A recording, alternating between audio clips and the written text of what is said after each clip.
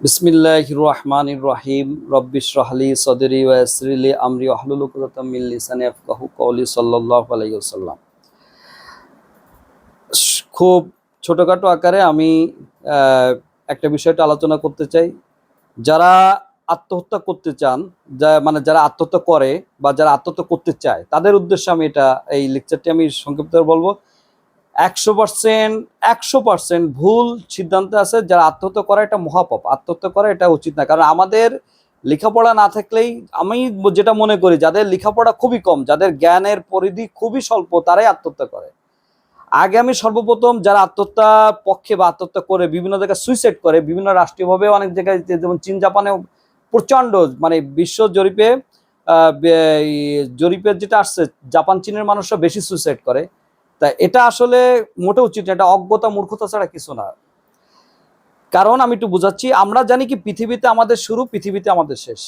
যে পৃথিবীতে মাতৃগর্ভে আমরা আসতেছি, আবার পৃথিবীর থেকে আমরা চলেছি, এটাই শেষ। এটা আমাদের একান্ত ভুল ধারণা, 100% ভুল। আমি পৃথিবীতে যখন মাতৃগর্ভে, আমার মায়ের পেটে, যখন মায়ের গর্ভে যখন আমি আসছি, এর আগেই আমার সৃষ্টি আছে।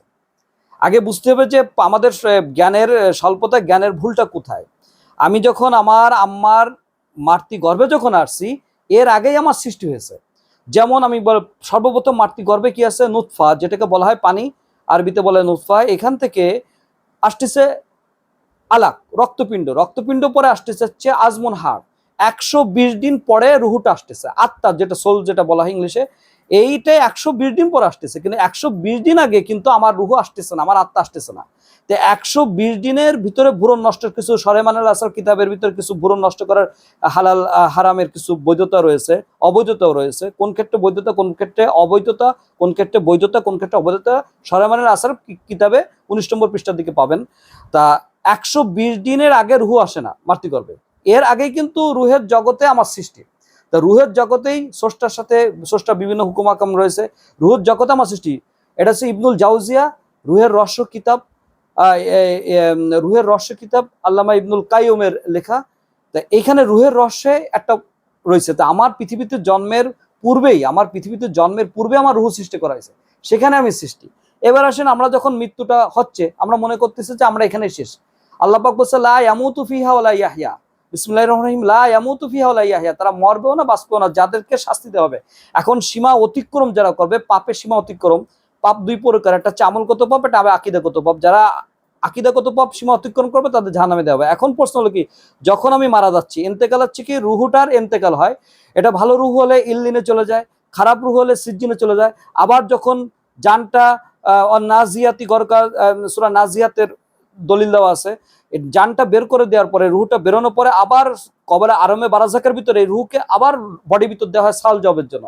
সাল জব কমপ্লিট হওয়ার পর যদি পজিটিভ হয়, তাহলে ইল্লিনে নেওয়া হয়, যেটা জান্নাতে ব্রাঞ্চ, আল্লাহর আরশের তলে। আবার যদি নেগেটিভ হয়, তাহলে এটাকে সিজ্জিনে দেওয়া হয়, যেটা জাহান্নামের শাস্তির জায়গা।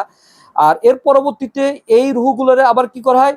জান্নাতে পাঠানো হয়, অথবা আরাফে পাঠানো হয়, অথবা জাহান্নামে পাঠানো। জাহান্নামে আবার যাদেরকে পাঠানো হয়, তাদেরকে আবার 3-4 ভাগে ক্লাসিফিকেশন আছে। যারা আকীদাগত যাদের সমস্যা থাকে, তারা আবাদান খালিদিনা ফিহা আবাদান, একদম স্থায়ীভাবে তারা জাহান্নামে থেকে যাবে। ওখান থেকে আর আল্লাহ পাক কখনো, এটা আল্লাহ পাকের ওয়াদা, সূরা নিসার 48 নম্বর আয়াতে আছে, ইন্নাল্লাহা লা ইয়াগফিরু আশ-শিরকা বিহি ওয়া ইয়াগফিরু মা দুনা যালিকা লিমান ইয়াশা। অসংখ্য আয়াত আছে। আকীদাগত প্রবলেম থাকলে, আকীদাগত সমস্যা থাকলে, সে স্থায়ীভাবে জাহান্নামী, সে ওখান থেকে বেরোতে পারবে না। স্থায়ী লকডাউন, স্থায়ী ইনজনশন যাকে বলা হয়।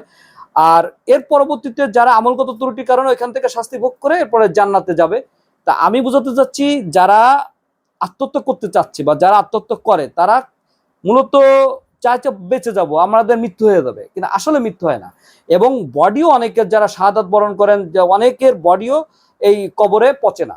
যেমন ফিরাউনের নিদর্শন হিসেবে আল্লাহ পাক রেখে দিচ্ছেন যে ফিরাউনের অন্যান্য লাশগুলো যে মমি, আর ফিরাউনের মমি কখনো এক না। ফিরাউনের মমি একদম কোনো যত্ন ছাড়াই সে ভালো আছে। আবিষ্কার হয়েছে কয়দিন আগে। এর আগে তো তাকে মাটির তলের থেকে, নীল নদের যে পানির মাটির তলে ছিল, সেখান থেকে আবিষ্কার করে, নীল নদে ডুবেছিল, ওইখান থেকে মাটি খনন করে সে লাশকে বের করা হয়। এটা তো বিজ্ঞানীরা আবিষ্কার করছে। তা আল্লাহ পাক নিদর্শন হিসেবে তো দেহ তো মরে না, আর রুহু তো মরার প্রশ্নই নাই। এটা তো লা ইয়ামুতু ফিহা ওয়া লা ইয়াহইয়াতে। তো যারা আমরা আত্মহত্যা করতে চাচ্ছি, আমাদের প্রচন্ড একটা ভুল সিদ্ধান্ত। এটা প্রচন্ড ভুল। কিন্তু আমাদের হচ্ছে কি, যতই কষ্ট আসুক, বালা আসুক, যতই আমাদের অর্থনৈতিক ওই পারিপার্শ্বিক, সামাজিক, মানসিক যত কষ্ট হোক ধৈর্য ধারণ করা, আল্লাহর প্রতি নির্ভরশীল হয় এবং বিপদে পড়লে আল্লাহর কাছে কান্নাকাটি করা, এবং আল্লাহ এটাকে সালাতুল হাজত আছে ইত্যাদি মাধ্যমে, কিন্তু কখনো আত্মহত্যা করা উচিত না, কারণ আত্মহত্যা করার সমাধান না। আমি সাইন্টিফিকভাবে বলতে পারি আত্মহত্যা কোনো সমাধান না। তাহলে আমি পৃথিবীতে সৃষ্টির আগে তিরোবিধ অন্ধকারের ভিতরে আল্লাহ পাক আমাকে মাতৃগর্ভে সৃষ্টি করছে। তিরোবিধ মানে 3টা অন্ধকারের ভিতরে আমাকে সৃষ্টি করছেন। তা আমি বুঝাতে চাচ্ছি যে নুতফা প্রথমে পানি, তারপর হচ্ছে আলাক, এটা হচ্ছে রক্তপিণ্ড, এরপর আজমন মানে হাড়, এরপরে 120 দিন পর রুহু আসতেছে, কিন্তু আমার রুহু কিন্তু আলমে আরোহা ছিল। তাহলে আমার পৃথিবীতে আসার আগে আমার রুহু সৃষ্টি করা হয়েছে অন্য জগতে, পৃথিবী না। আবার মানে পৃথিবীতে কি হচ্ছে, আমার মাতৃগর্ভে আসতেছে, আমার মাতৃগর্ভে তোমার মারাটা যাচ্ছি, কবরে রাখতেছে, এতটুকু পৃথিবীতে আমার টাইম। কিন্তু আমার পৃথিবীতে আসার আগে মানুষের মানে মানবদেহের, আমাদের মানব জাতিকে পৃথিবীতে আসার আগেই তার পৃথিবীর বাইরে রুহের জগতে সে আছে। আবার পৃথিবীতে আসার পরে সে যখন কবরে যাচ্ছে, কবরের পরের থেকে সে পৃথিবীর থেকে আবার বেরোয় যাচ্ছে, সে যাচ্ছে ইল্লিনে অথবা সিজ্জিনে, আলমে বারাজাকে, জান্নাতে, জাহান্নামে, আরাফে, জান্নাতে ইত্যাদি জায়গায় সে চলে যাচ্ছে ক্রমানুক্রমে একটা সিস্টেম ওয়াইজ। এই জন্য পজিটিভ ভালো দিক, ভালো আমলের পরে ডিপেন্ড করবে মৃত্যুর পরে শান্তি অশান্তি, কিন্তু আত্মহত্যা এটা কোনো সুইসাইড করা এটা কোনো সমাধান না, এটা কোনো মানে সমাধানের ভিতর পড়ে না। আত্মহত্যা করা, সুইসাইড, এটা খুবই বোকামির কাজ, এটাই কাজ। কারণ আমাদের মানব সৃষ্টিটাকে গবেষণা করতে হবে। আমি সর্বশেষ আর একটু টিপস দেওয়ার চেষ্টা করি, মানুষ কিভাবে সৃষ্টি হয়। আদম আলাইহিস সালামের কিন্তু বডিটাকে মূর্তি বানানো হয়েছিল, আগে কিন্তু বডি স্ট্রাকচারতে মূর্তি বানানো হয়েছিল আদম আলাইহিস সালাম। এর পরবর্তীতে কিন্তু সেখানে আল্লাহ পাক রূহ দিচ্ছেন। আবার হাওয়া আলাইহিস সালামকে কি করে তৈরি হলো, যে আদম আলাইহিস সালামের হার্ট দিয়ে হাওয়া আলাইহিস সালামের সৃষ্টি। আবার আমাদের সৃষ্টি কিভাবে, বাবা মার মাধ্যমে। আবার ঈসা আলাইহিস সালাম কিন্তু পিতা ছাড়া ঈসা আলাইহিস সালামকে বানানো হয়েছে, পিতা ছাড়া। আবার আমাদের নবীও কিন্তু সেম বাবা মার মাধ্যমে, কিন্তু রাসূল সাল্লাল্লাহু আলাইহি ওয়াসাল্লামের একটু এক্সেপশনাল ব্যাপার আছে, তিনার ঘাম ছিল আবার সুগন্ধি ঘ্রাম, মানে বেশ কাম্বা ঘ্রাম। তা আপনার আগে সুইসাইড করার আগে মানবদেহের আমাদের কোথায় শেষ হবো না হবে, এটা আমাদের যে বডি, আমরা পৃথিবীতে শুরু পৃথিবীতে শেষ, এটা একদমই ভুল ধারণা। মানব সৃষ্টির আগেই মানুষের আত্মা রূহ আলমে আরোহা সৃষ্টি। আবার মানব যখন মারা যাচ্ছে, এই যে ফিরআউনের লাশ পচতেছে না, তাহলে কি এটি কি আল্লাহ পাক কি নিদর্শন দেখাচ্ছে? ফিরআউনের লাশ একদম চুল দাড়ি তার নখ এখনো পর্যন্ত আছে। এবং মৃত্যুর পরে আমাদের ইল্লিন, সিজ্জিন, আমাদের এই যে আলমে বারাজাক, তারপর হচ্ছে জান্নাত, জাহান্নাম, আরাফ, এইগুলো বিজ্ঞান আস্তে আস্তে করে প্রমাণ করে ফেলছে যে কি আছে না আছে। যেমন রাসূল সাল্লাল্লাহু আলাইহি ওয়াসাল্লাম মিরাজে গেছিলেন, এখান থেকে উনি যখন মিরাজের থেকে এসেও দেখেন যে পানি এখান থেকে গড়াচ্ছে, তাই উনি এত উপরে যে আসমানের যে সৌরজগৎ সিদ্ধাতুল মুনতাহা, যেটা যে জান্নাতুল মাওয়া, সিদ্ধাতুল মুনতাহার খুবই পাশাপাশি, পৃথিবীর সব থেকে নিকটবর্তী জান্নাত হচ্ছে সিদ্ধাতুল মুনতাহা, মানে জান্নাতুল মাওয়া। তা আমি বোঝাতে চাচ্ছি যে বিজ্ঞান এই পৃথিবীর সৌরজগতের বাইরে যখন কোনো কিছু চলে যায়, ওইখানে টাইম অনেক বেশি, ওইখান থেকে আবার এখানের টাইম খুবই, মানে এখানের অনেক সময়, আর ওইখানের টাইম যতটুকু দেখাচ্ছে ওখানে 5 ঘন্টা কাটানো হলো, এখানে এসে 1 সেকেন্ড টাইম যাচ্ছে। এই কারণে রাসূল সাল্লাল্লাহু আলাইহি ওয়াসাল্লাম ওইখান থেকে এসেও দেখা যে সে যে উজু করছিল, উজু পানি গড়াচ্ছিল, এটা সাইন্টিফিক অনেক মিল আছে। তা এই জন্য আমি সর্বশেষ এটা বোঝাতে চাচ্ছি, আমার জন্ম এই পৃথিবীতে এবং এই পৃথিবীতে সেটা আমাদের ভুল ধারণা। আমার জন্ম পৃথিবীর আগে আমাকে আত্মাকে সৃষ্টি, আমার রূহকে সৃষ্টি করা হয়েছে, আর মৃত্যুর পরেই আমার হাসর রয়েছে, আমার জান্নাত রয়েছে, আমার জাহান্নাম রয়েছে, ইল্লিন আছে, সিজ্জিন আছে, ক্রমানুক্রমে এদের যেতে হবে। এই জন্য আত্মহত্যা এটা কোনো সমাধান না, এটা ভুল ধারণা, এটারও শাস্তি আরো বেশি বাড়বে।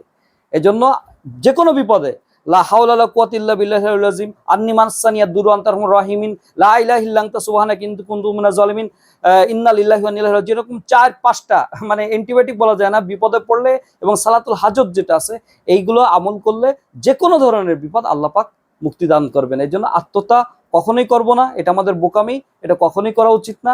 এটা আমাদের মৃত্যুর পরে আত্মহত্যা করে মারা গেলে আরো শাস্তি বাড়বে, এটা শাস্তি কমবে না। আমি এটার জন্য যারা সুইসাইড করেন, যারা সুইসাইড করার পক্ষে, একজন চীন জাপানের লোকদের এবং আমাদের দেশীয় যে আমি এটার ঘোর বিরোধী, এবং এটা আমি সংক্ষিপ্ত আকারে বোঝানোর চেষ্টা করি। আপনারা সাইন্টিফিকভাবে, ধর্মীয়ভাবে আপনারা দেখবেন যে আসলে আত্মহত্যা এটা মোটেও উচিত না, এটা খুবই একটা মানে অমানবিক কাজ, এটা ভুল সিদ্ধান্ত।